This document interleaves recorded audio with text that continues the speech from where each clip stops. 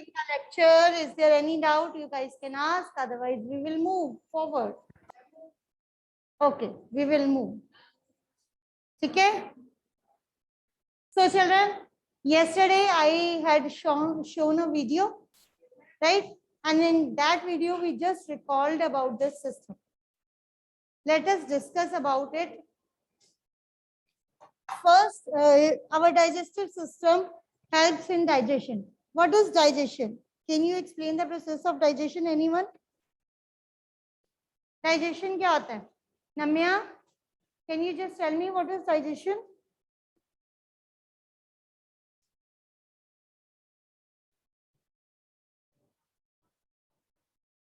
Yes, it is breakdown of complex food particles. Very good, bete. Please sit down. Breakdown of complex food particles into simpler one.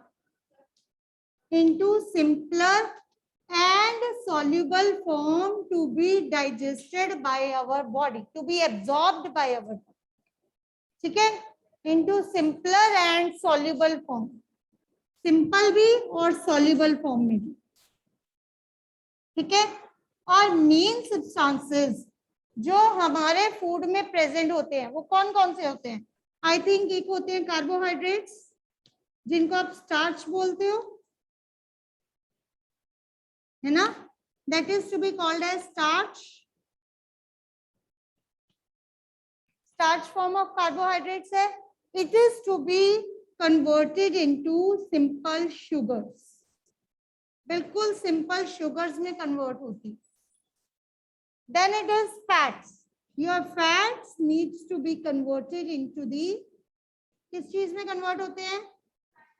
Fatty acids में. ठीक है. Last is proteins. Minerals and vitamin जो होते हैं बेटे वो already आपकी body में डायरेक्ट इन्वॉल्व हो जाते हैं. ठीक है. जैसे आपने विटामिन पढ़े हैं ना, कुछ विटामिन बी एंड सी जो है वो वाटर सॉल्युबल होते हैं, है ना? तो वो वाटर में सॉल्युबल होके आपकी बॉडी में नहीं, पेप्टोन्स नहीं होता बेटे. पेप्टोन्स को फर्दर ब्रेक करते हैं इन दी एमाइनो एसिड्स. ठीक है. प्रोटीन्स जो होते हैं ये सारे नाइट्रोजन के कंपाउंड्स होते हैं. They are to be dissolved in amino acid. They are to be converted into simpler substances amino acid. तो बेसिकली आपके डाइजेस्टिव सिस्टम का फंक्शन ये है, to convert your food item into the simpler. ठीक है. और डाइजेस्टिव सिस्टम के parts आप सबको याद है. एक बार जल्दी से रिकॉल करते हैं. Which is the first part of our digestive system from where the digestion begins? Buccal cavity और यू कैन से माउथ. ठीक है. बकल कैविटी में फूड एंटर करना, दैट इज कॉल्ड इंजेशन. ठीक है. इसको आप माउथ भी कहते हो. इंजेशन हमने कल किया था. इंजेशन क्या होता है? फूड को बाहर से बस माउथ तक रखना, उसको इंजेशन कहते हैं. ठीक है. उसके बाद है सेकंड स्टेप डाइजेशन. डाइजेशन क्या है? ब्रेकिंग डाउन ऑफ फूड, है ना? डाइजेशन आपका बकल कैविटी के अंदर ही शुरू हो जाता है. Inside the buccal cavity your food is acted upon bye 3 substances. 3 things I can say, or 3 organs act on it. Number 1 is teeth, other one is tongue, and क्या था? Tongue. Other third one is salivary glands. Immediately these 3 organs start their action. ठीक है. ये तीनों organs अपना अपना काम शुरू कर देते हैं as soon as the food enters in your mouth. Let's start with salivary glands. What does salivary glands do?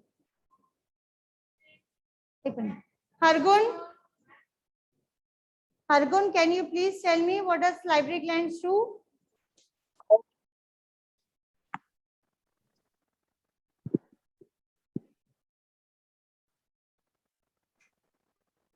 Sarab Vyapak, please give the answer.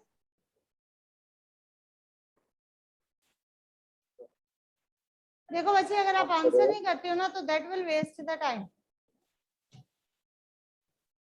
किदा answer बोल। ओके, एक सेकेंड। वही 2-3 बच्चे हैं, जसलीन है, दृष्टि है, जलश है, रुदर, आप सबको ज्यादा पता है ना?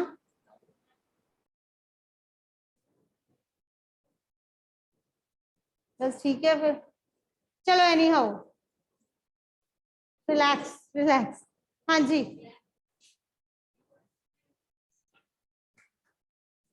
ओके दृष्टि, kindly please start. Salivary glands produces saliva. हाँ जी, ठीक है Ma'am, salivary glands produces saliva. yes, salivary glands produces a saliva and your saliva contains an enzyme. This saliva contains an enzyme which is called as, क्या नाम है, किसी को याद है? Amylase. इसके अंदर amylase होता है। And what is the function of this amylase? It digests, it converts the starch into sugar. ठीक है, आपके स्टार्च को शुगर में कन्वर्ट करते हैं। और इससे रिलेटेड मैंने आपको एक टेस्ट भी बताया था जो कुछ बच्चों को काफी अच्छा नहीं लगा था। स्टार्च का टेस्ट याद है?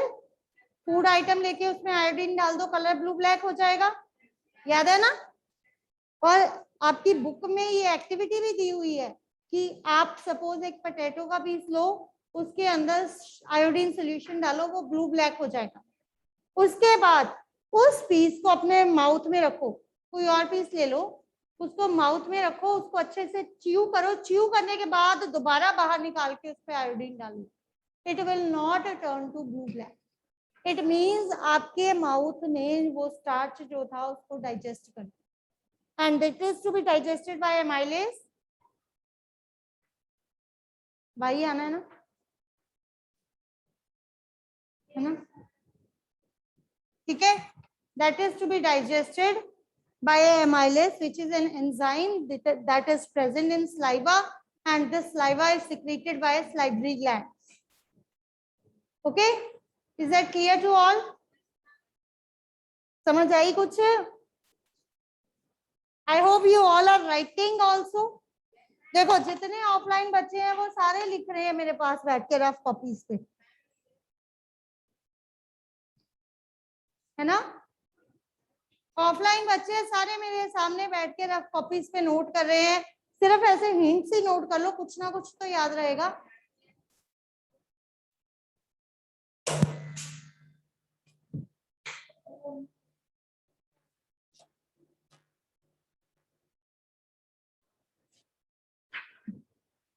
Next let's move to the another one, tongue. Tongue का बच्चे क्या रोल है? टंग के फ्यू कॉमन फंक्शंस है। It help you to taste your food, food का टेस्ट करने में हेल्प करती है। और जो मैम इतना बोलते हैं उसको बोलने में हेल्प कर रही है। देखो मेरी टंग स्पीकिंग में हेल्प करती है और आप लोगों की स्पीक करने में हेल्प करती है, ये शाउट करने में, दैट यू वेल नो। ठीक है, इसके अलावा डाइजेशन में इसका क्या रोल है? It helps in mixing your food with saliva. ठीक है, मिक्सिंग फूड विद स्लाइवा इसमें हेल्प करती है। और कोई function? Push the food into your food pipe. ठीक है, it helps to push the food into the food pipe. It is a thick muscular organ which is attached at the back end with the buccal cavity. ठीक है, back and से ही आपकी buccal cavity में attach होती है। That is about the tongue. Salivary glands हो गया, टंग हो गया। Coming to the teeth. Teeth के बेटे अगर हम सेट्स की बात करें, I am just erasing it. Teeth, when a new baby is born, he or she don't have any teeth. As soon as he grows in age, the teeth starts appearing. The first set of teeth that appears is milk teeth. Other set that appears after this is having a set of permanent teeth. At your age, you might be having permanent teeth, है ना? आपकी as में जो अब आपके teeth है वो permanent है, तो उनको ध्यान रखना। अगर अब टूट गए तो वापस नहीं आने वाले, ठीक है जी। Milk teeth, they are 20 in number, permanent teeth 32 number होते हैं, they are more stronger, they contain pre molars, इसमें प्री मोलर्स भी होते हैं। ये तो हमने किए sets of teeth, these are the sets of teeth, ठीक है। Can you name the types of teeth? Types of teeth याद है किसी को?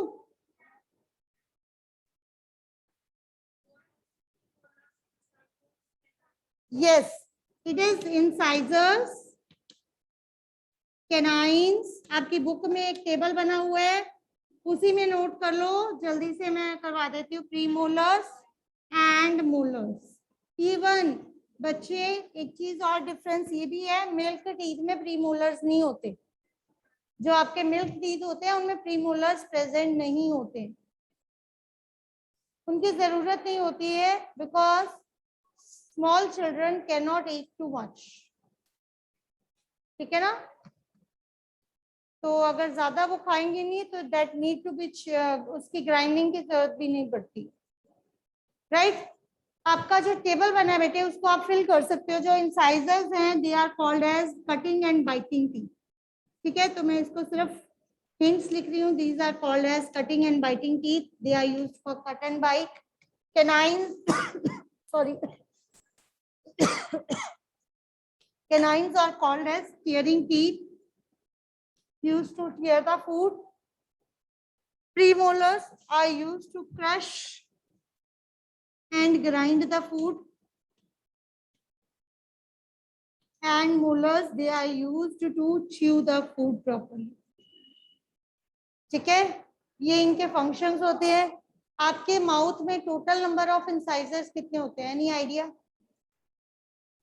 Total 8, 4 in each jaw. तो मैं यहाँ पे सिर्फ टोटल नंबर लिख रही हूँ, वो भी आपके बुक में टेबल बना हुआ है। टोटल 8, 4 ऊपर 4 नीचे। कैनाइन्स कितने होते हैं टोटल?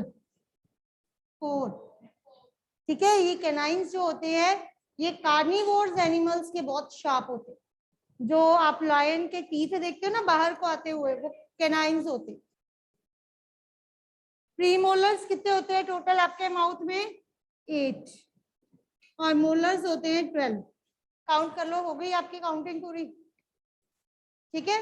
सो इसका बेटे एक छोटा सा टेबल आपकी बुक में बना हुआ है, including the function of teeth, ठीक है। फंक्शन ऑफ टीथ क्या है? टीथ के फंक्शन है, they give shape to your body, है ना, they help to chew the food. और क्या फंक्शन है? Helps you to speak also, ठीक है। तो ये इसके फंक्शंस हैं, प्लस ये एक छोटा सा टेबल आपके बॉक्स में दिया हुआ है, तो you must go through that. और साथ ही साथ एक छोटा सा और बॉक्स बना हुआ है जिसमें लिखा हुआ है how can you take care of your teeth, और उस डिजीज का क्या नाम है जो आपको होती है when you will not take care of the teeth. Plaque, yellow teeth जब आपके होते हैं जिनको आप ध्यान नहीं रखते हो, that is called as plaque, and tooth decay will occur if it continues for a long time, ठीक है। वो आप एक बार बुक से देख लेना, स्टिल अगर कोई डाउट होगा we will take it, okay। That's all about the first point, that is buccal cavity or the mouth. Clear to everyone? After this buccal cavity, your tongue helps to push your food into the shabash esophagus, or we can call it as food pipe, ठीक है। esophagus में बेटे ज्यादा detail नहीं है, सिर्फ इतना ही है, the walls of the esophagus or the food pipe, they pushed the food down by a wave like motion, ठीक है। एक wave like motion से आपका food नीचे push होता है, and what this wave like motion of the walls of the esophagus called as? Peristalsis. It is called as peristalsis. This was the question, ठीक है। ऑलमोस्ट इतना ही वर्ड है, और एसियोफेगस का इसके अलावा कोई काम नहीं है, उसका काम सिर्फ इतना ही है to push your food down. And sometimes when you eat in a hurry, good. Sometimes when you eat in a hurry, आपका फूड पूरी तरह नीचे नहीं गया होता और आप ऊपर से ऊपर और डालते रहते हो, then your food pipe or esophagus rejects your food. वो आपका food reject कर देती है and you can have vomit also, और sometimes hiccups भी होते हैं. वो क्यों होते हैं? वो इसलिए होते हैं क्योंकि जब आपका फूड पाइप में एंटर करता है, उससे पहले आपकी फूड पाइप और विंड पाइप आपके थ्रोट में एक कॉमन पैसेज शेयर करती है. ठीक है, there is a common passage. अगर ये आपकी फूड पाइप है ना और ये आपकी विंड पाइप है, इन दोनों के बीच में एक पैसेज है और एक ऐसी वॉल है. ठीक है, आधी चीजें इधर जानी है, कौन सी चीज इधर जानी है.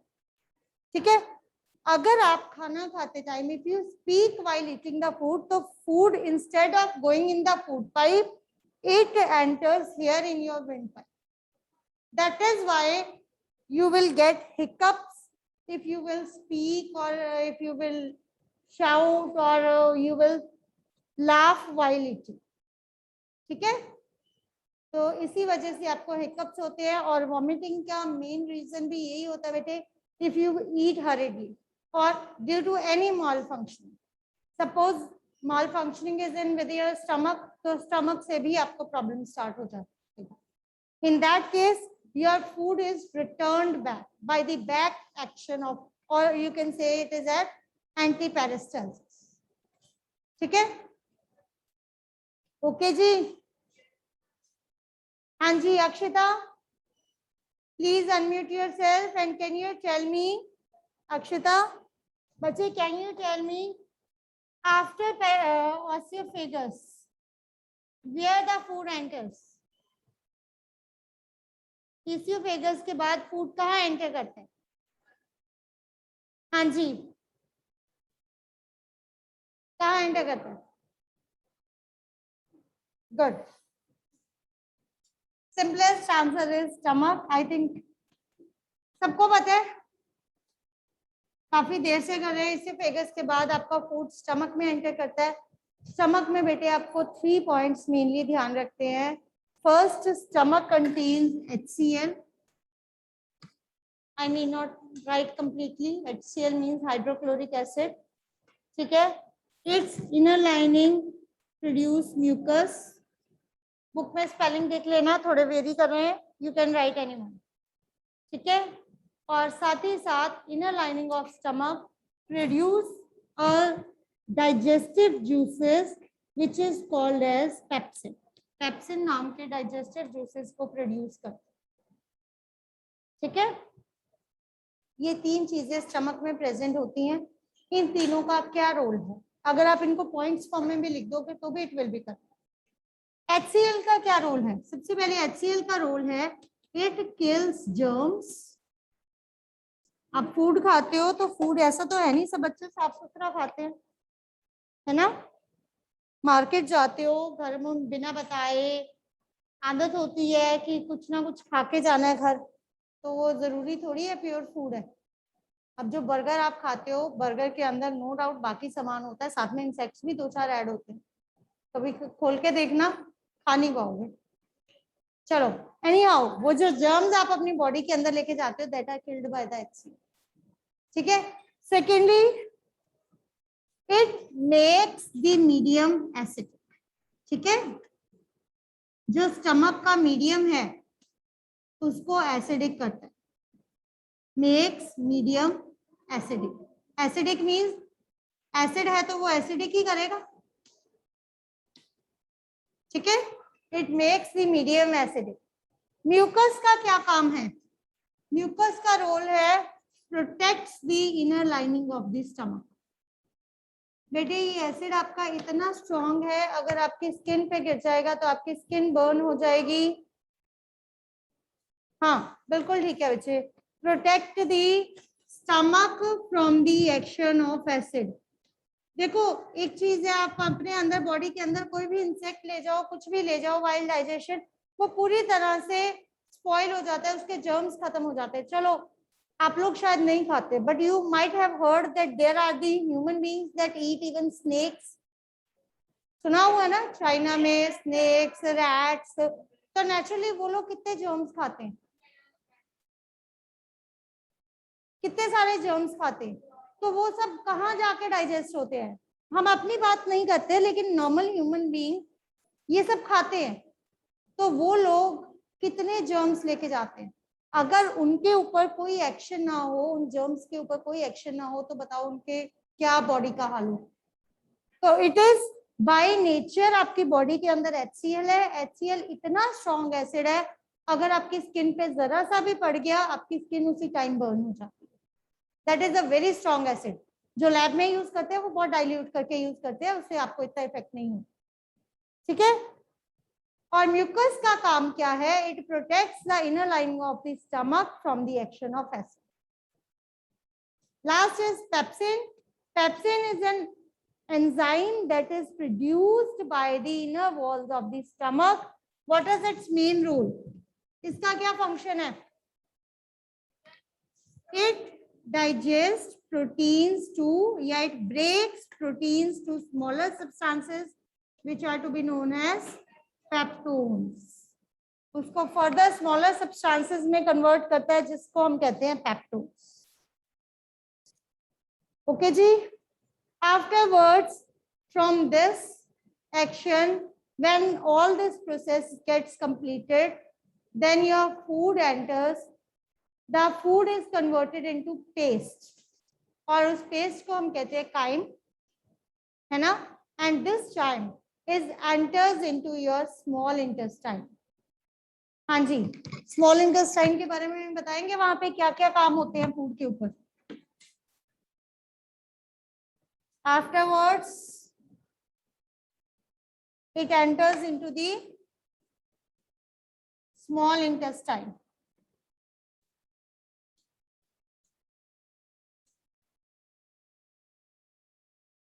हाँ जी, अर्शिया.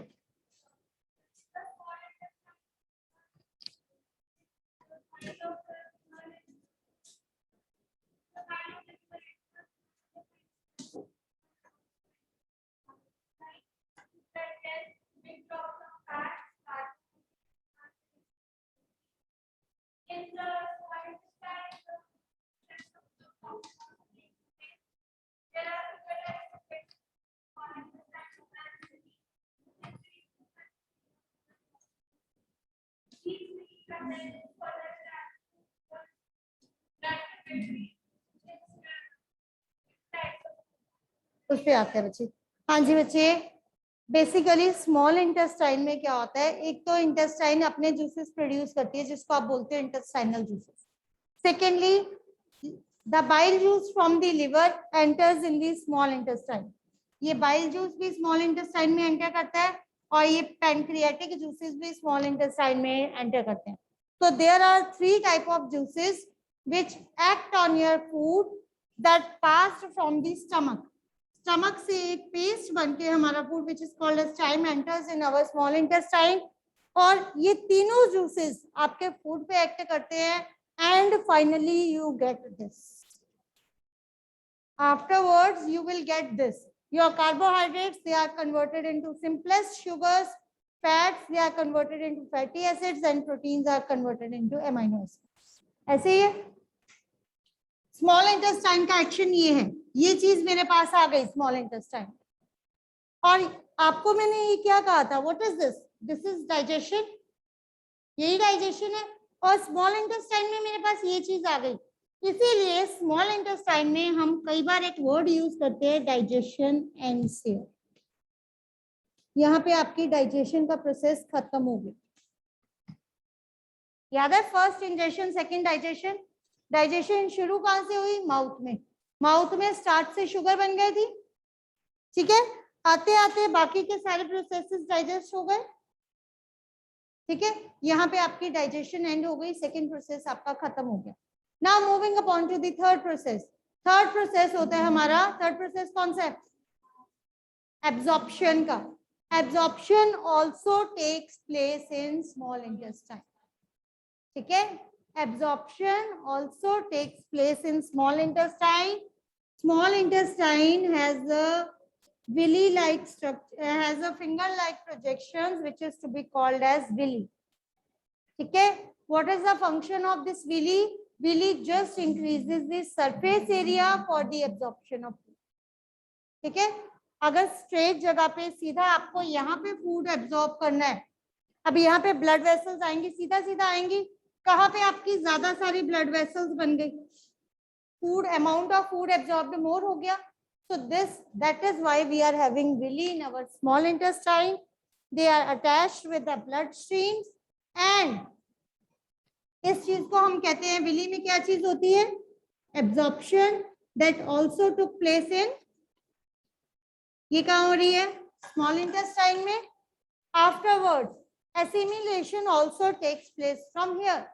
एसिमिलेशन क्या होती है, these nutrients they are to be absorbed by your blood stream and passed to each and every cell of your body for utilizing the energy. ठीक है, आपके सारे सेल्स को यहाँ से ब्लड स्ट्रीम के थ्रू आपके न्यूट्रिएंट्स सप्लाई होते हैं यहीं से, और पूरी बॉडी में एसिमिलेशन होती है. एसिमिलेशन क्या होता है, utilising of, it takes place in your body, in each and every cell of the body. यहाँ पे आपका काम होने के बाद लास्ट स्टेप आपका रह जाता है एक्सक्रीशन. एक्सक्रीशन का स्मॉल इंटेस्टाइन से कोई लेना देना नहीं है. For excretion your waste food is passed to the large intestine. Okay, your waste food is passed to the large intestine, and in the large intestine leftover water and nutrients are absorbed, and ultimately the food in the form of feces is stored in rectum, and through anus it is expelled out. This is called as excretion. I hope both the processes are clear to you. आपको दोनों ही processes clear हो गए. एक तो stages of nutrition, ठीक है, ingestion, digestion, absorption, assimilation and excretion. Next our digestive system. बेटे है कोई क्वेरी तो यू कैन आस्क, नहीं तो हम आगे चलते हैं. वैसे भी 2-3 मिनट रह गए हैं, ज्यादा डिटेल तो होगी नहीं, बट व्हाटसोएवर इट इज. ठीक है, and the same processes they are to be carried out in the stomach of the ruminants. ruminant का स्टमक याद है, काऊ का स्टमक याद है किसी को? काऊ की स्टमक में बच्चे कितने चैम्बर्स होते हैं? How many chambers are there in cow stomach? 4. so let's revise. In cow, or you can say grass eating animals or the ruminants that can digest cellulose, even cellulose digest करने के लिए उनके large intestine के साथ एक separate bag होता है. ठीक है, now how many chambers does cow have? Stomach of the cow, उसके कितने चैम्बर्स होते हैं? Can you name them? 3 नहीं होते, 4 होते हैं चैम्बर्स. हाँ जी बोलो. ल्यूमन, रेटिकुलम,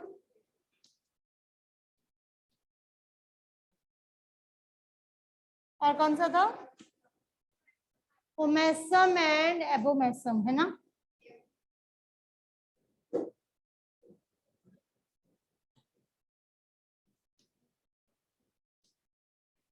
ठीक है, this abomasum is attached to your small intestine. यहां से आपका स्मॉल इंटेस्टाइन का पार्ट खुलता है. ल्यूमन जो है, बेटे the bell is about to go, so I will not draw the diagram.